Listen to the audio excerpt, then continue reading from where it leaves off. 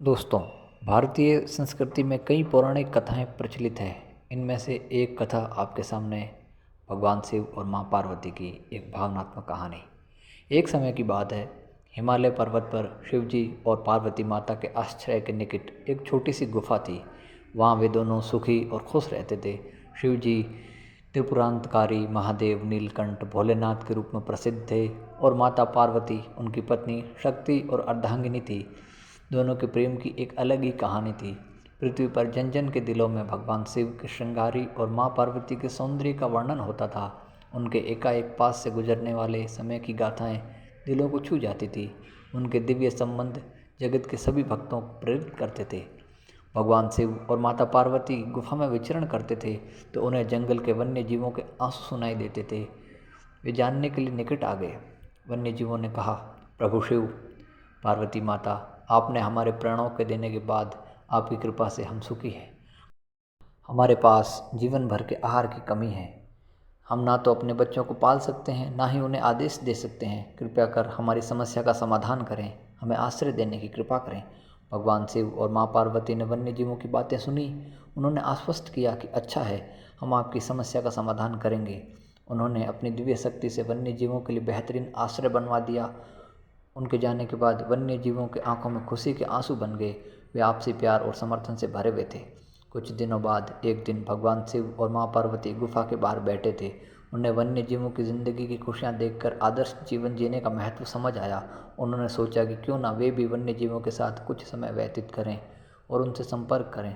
उन्होंने अपने दिव्य रूप में एक कर्मी और सुंदर वन्य मंजरी में बदल दिया और वन्य जीवों के पास जाने लगे। वन्य जीवों को भगवान शिव के रूप में पहचान नहीं पाए और उन्हें समानता और स्नेहपूर्वक बर्ताव करते थे। भगवान शिव और माता वन्य जीवों से बहुत मोहब्बत हो गई। वे उन्हें अपने संग रखने का फैसला करते हैं। वन्य जीवों के साथ समय बिताने के दौरान भगवान शिव और माँ पार्वती ने उनके दुख सुख को सहना, उनको समर्थन देना सीखा। वे उन्हें दुनिया की किसी भी मदद की भावना से समझाने लगे। एक दिन भगवान शिव और माँ पार्वती उनके साथ खेल रहे थे। उन्होंने देखा एक छोटे हिरण को शेर आगे बढ़ते हुए देखकर बहुत डर लग रहा है। उसने बचने की कोशिश की परंतु शेर ने उसे पकड़ लिया। वन्य जीव भी इस दृश्य को देख रहे थे। भगवान शिव ने देखा कि उस हिरण की माँ बहुत विचलित हुई। उसे चिंता हो रही थी। शिव और माँ पार्वती उसे समझाने पास गए। उन्होंने उस हिरण की माँ को संबोधित करते हुए कहा, माँ चिंता मत करो, हम तुम्हारे बच्चे को सुरक्षित रखेंगे। उसके वचन सुनकर माँ हिरणी को आश्चर्य हुआ। उन्हें लगा कि भगवान शिव और माँ पार्वती की शक्ति का असर हुआ है। वे उन्हें धन्यवाद देते हुए बोली, प्रभु आपकी कृपा से बच्चे सुरक्षित रहें। दोनों ने शिव हिरणी की माँ को वचन दिया, तुम चिंता मत करो, हम तुम्हारे बच्चों की रक्षा करेंगे। उसकी आंखों में खुशी के आंसू आ गए। भगवान शिव और माँ पार्वती ने अपनी शक्ति से हिरण को स्वतंत्र कर दिया। उसने अपने बच्चे को उस जगह ले जाकर सुरक्षित ले गई। वे उसे आराम रहने की सुविधा मिल गई।